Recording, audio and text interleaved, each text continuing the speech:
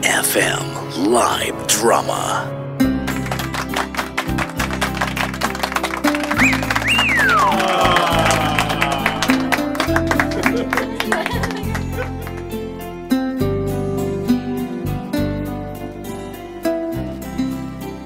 Hello mga idol!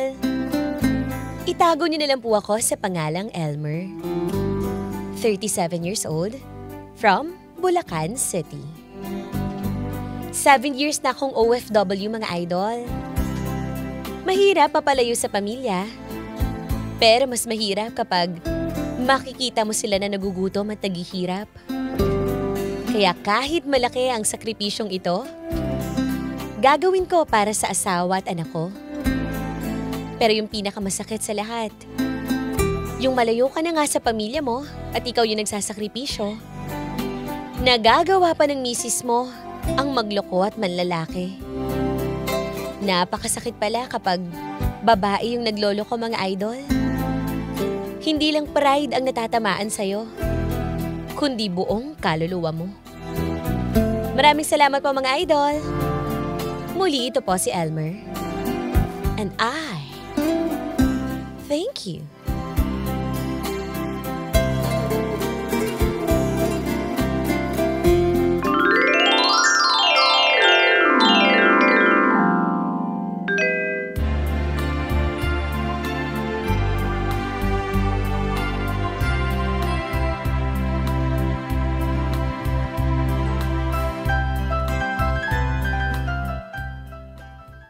Oh, Jane, kumusta na yung mga bata niyo sa Pilipinas?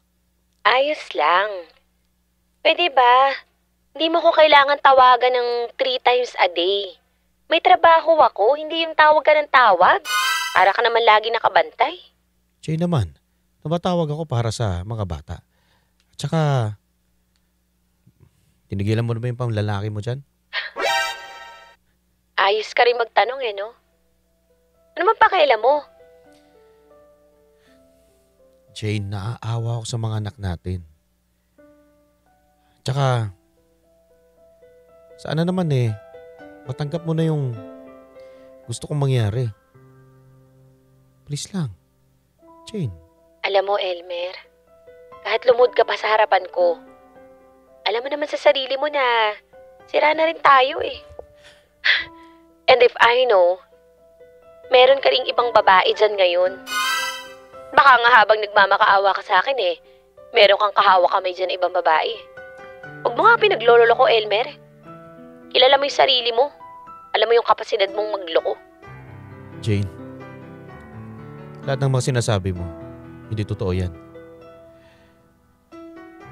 Baka may puwang pa dyan sa puso mo para naman na maayos ng problema ng pamilya natin.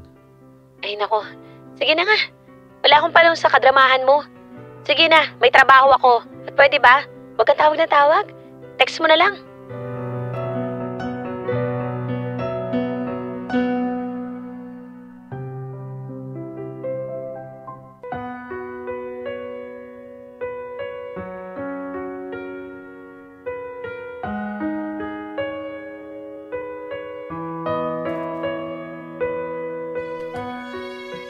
Aminado ako na hindi naman ako perpekto mga idol. Siguro nga kaya nagkakaganito yung misis ko dahil minsan ko na rin siyang niloko.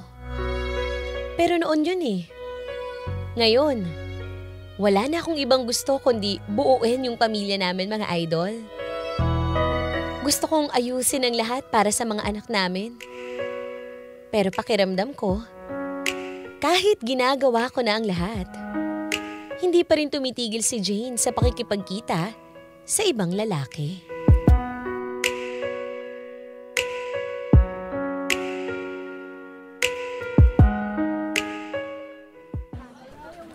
Oh, Jane, parang mahaba naman yung 1 linggo para iwan mo dito yung mga anak mo.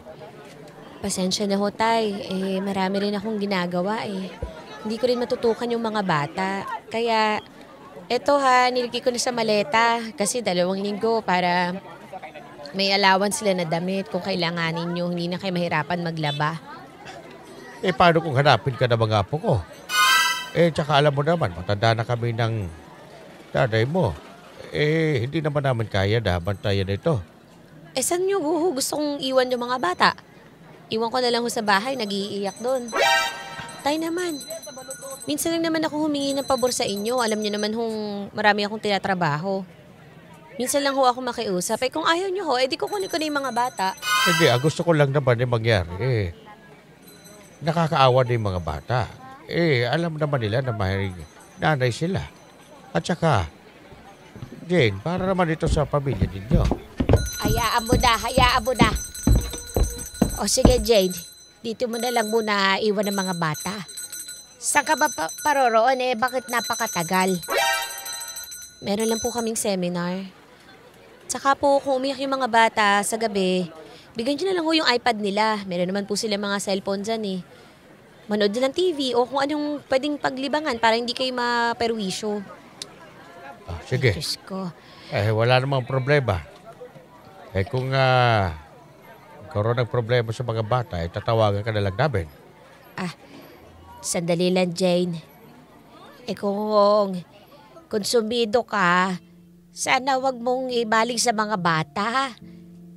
Kung may problema man kayo ng anak ko ni Elmer, pag-usapan nyo na naman na maayos. Hindi yung ganito.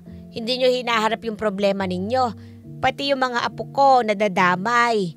Hindi naman nila kasalanan nito na mag-away man kayo mag-asawa.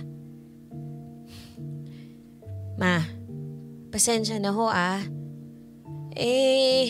kung gusto nyo pangaralan yung anak nyo, siya na lang ho ang kausapin ninyo. Alam nyo naman ho ang pinagdaanan ko kay Elmer. Kaya po, hayaan nyo na lang din ho ako. Marami na ho ako masyadong iniintindi. Sana ho makatulong man lang kayo kahit yung pag-alaga sa mga anak namin.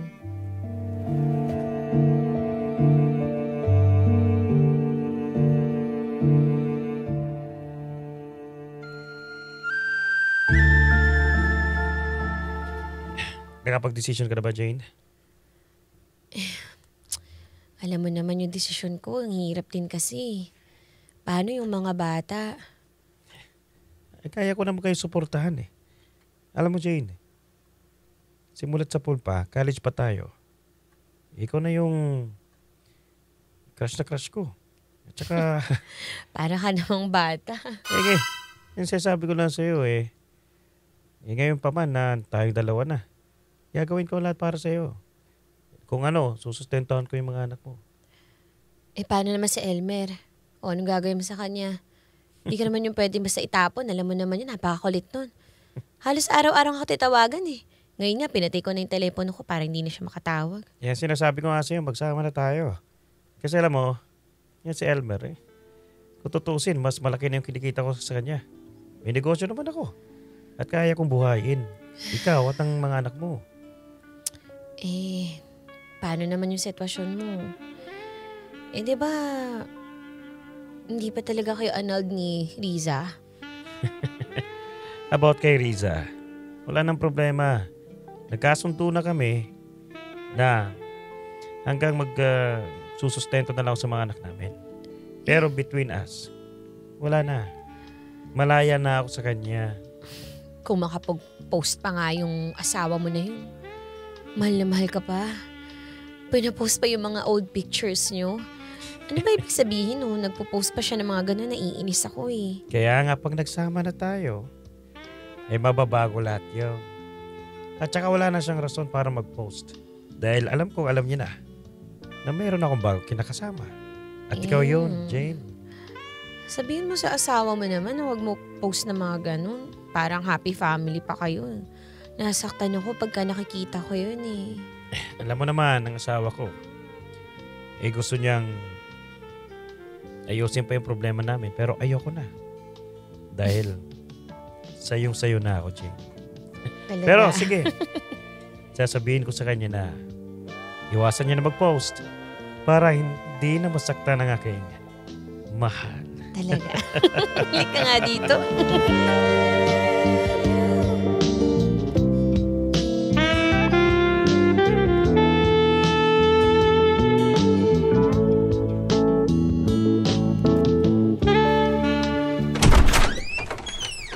Anong oras na, Jane? Oh, ginagawa mo dito? Ba't nandito ka sa Pilipinas?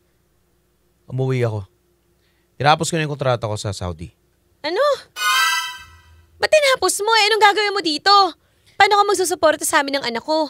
Mag-iibang bansa ako. Ibang bansa naman ang pupuntahan ko sa susunod na kontrata. Pero teka lang. Anong oras na? Ganito bang oras ka ako nauwi dito sa bahay? Ha? Anong pakialam mo kung ano sa kumuuwi? Ha? Nagtatrabaho ako. Dahil yung pinapadala mo, hindi yung sapat para sa amin ng mga anak ko. Kaya wag mo nga ipulis yung oras ng uwi ko. Dahil wala kang pakialam kung ano oras ako umuuwi. Jane, kailan ka ba magbabago? Kailan mo ba titigilan yung panglalaki mo? At saka isa pa, bakit iniiwan mo kay nanay at tatay yung mga anak natin? Di mo ba alam na matatanda na yung tao? Matanda na yung magulang natin. O di sana, nagbibigay ka ng extra pera sa akin para makabayad ako ng yaya. Para doon ko nalang iniiwan yung mga bata. Diyos ko naman, konting pabor sa mga magulang mo, isusumbat pa nila. Diyos ko, yun na nga lang itutulong nila sa akin. Tapos ngayon, magre-reklamo pa sila. Sabihin mo, sige, sa susunod hindi ko naiiwan doon yung mga anak ko. Ng mga apo nila. Jane naman, nandito rin ako sa Pilipinas, umuwi ako para ayusin natin yung problema natin. Baka naman mamaya, ma-resolve pa natin tong pinagdadaanan natin.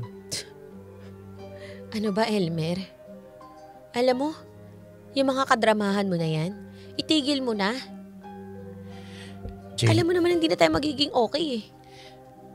Isa lang naman ang gusto ko eh. Para sa mga bata. Gusto kong mabuulit yung pamilya natin. Kaya sana pagbigyan mo naman ako. Wala naman akong ibang hangad. Ayoko naman mapasama yung pamilya natin. At saka Jane, para maayos na to, sana tigilan mo na yung panglalalaki mo. Kapal din naman ang mukha mo, Elmer, no? Ikaw pa may kakayanan magsabi sa akin ng mga ganyan. Baka nakakalimutan mo. Nagloko ka rin naman. Kaya pwede ba? Huwag kang magmalinis. Siya kung pwede, doon ka na lang umuwi sa mga magulang mo.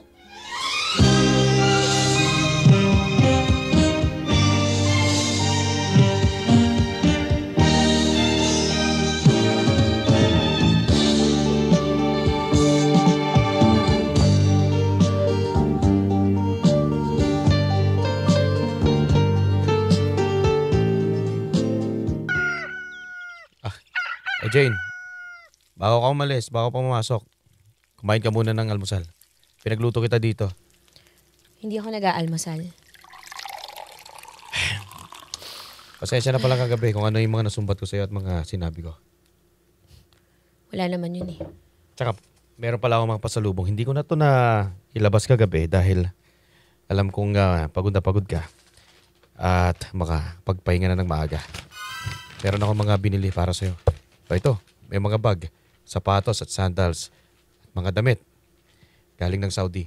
Tsaka meron pala akong binili para sa'yo na kwintas.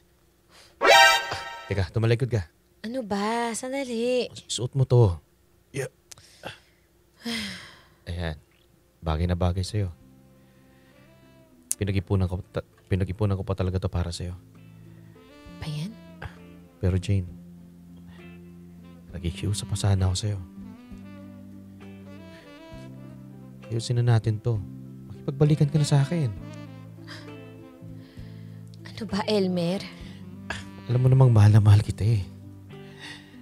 Hindi ko kayang mawala ka sa buhay ko. Alam ko nagkamali ako.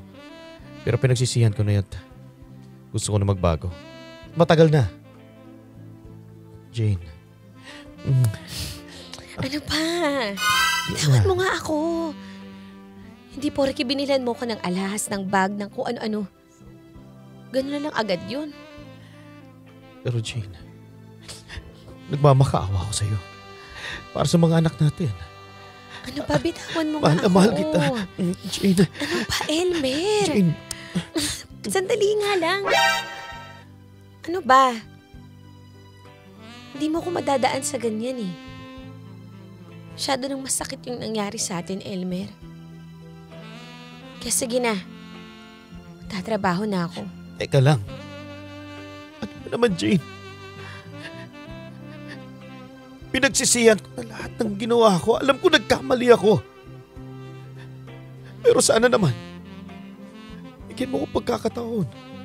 Patawarin mo ako, Jane. Elmer! Jane! Elmer!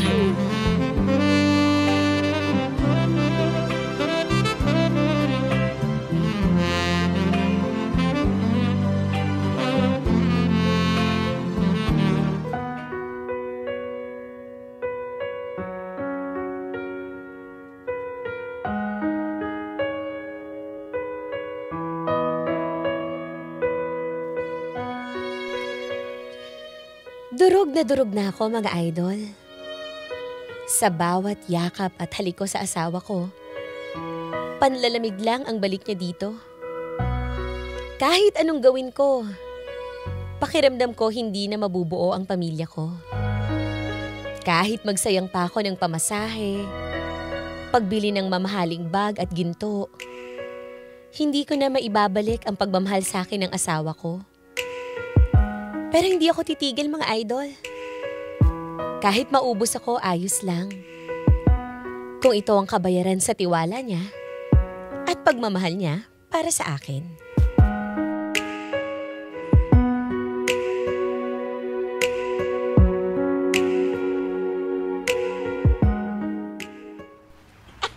Ako ba?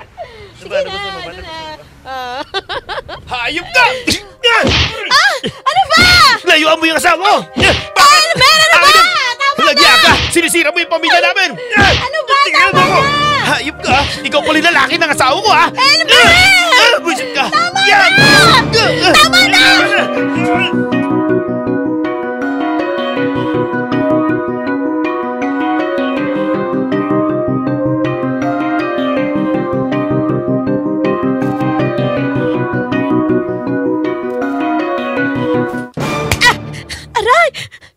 Napakasama mo, babae. Ano ba ang gusto mo, Jane? Bakit pa ulit-ulit ka lalaki? Ano bang ginawa ng anak ko sa'yo? Hinahon ka. Ako ba talaga sinisisi ninyo? Ha? Kakaya ka, Elmer. Anong ginawa mo? Mas pinahiya mo ako doon. Oo na. Tanggap ko na, Jane. Na hindi mo na talaga ako kayang balikan. Kaya ngayon, tatanggapin ko na hindi na tayo magkakabalikan kailanman. Anak, ano bang sinasabi mo? Eto dapat babaeng ito. Diyos ko. Jen, ano ba? Kawawa yung mga bata. Hahayaan mo sila mawala na magulang? Diyos ko. Ano ba klaseng ina ka? Umainahon ka na eh. Napakagaling niyo manumbat sa akin, ano? Ha? Kamalian ko yung nakikita ninyo, pero hindi niyo ba naaalala ang ginawa sa akin ng anak niyo? Yung mga panahon niloloko mo ko, Elmer. Ha? Yung sakit na binigay mo sa akin, nakalimutan mo na. Araw-araw ako umiiyak. Nagmamakaawa ako, huwag mo akong lukuhin. Nakalimutan niyo na ba? Oo! Lagi mo yung sinusumbat sa akin. Pero lagi ko sinasabi sa'yo, tapos na yun! Nangyari na yun! Hindi pa yun tapos sa puso ko! Lahat ng panloloko mo, nagpeklat yun sa buong pagkatao ko.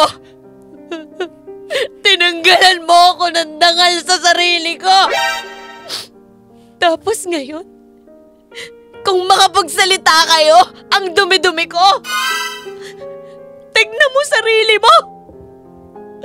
Hindi mo na mababalik yung tiwala ko. At lalong-lalo na yung pagmamahal ko, Elmer. Wes, kung hanggang ngayon, ganyan pa rin yung tingin mo sa akin. Simula ngayon, Jane. Tatapusin ko na ang relasyon nating dalawa.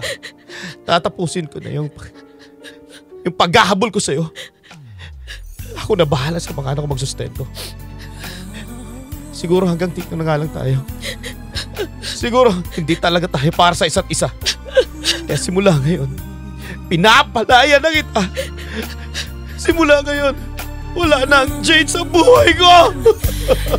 ko na makakayang magsawalang kibo na lamang.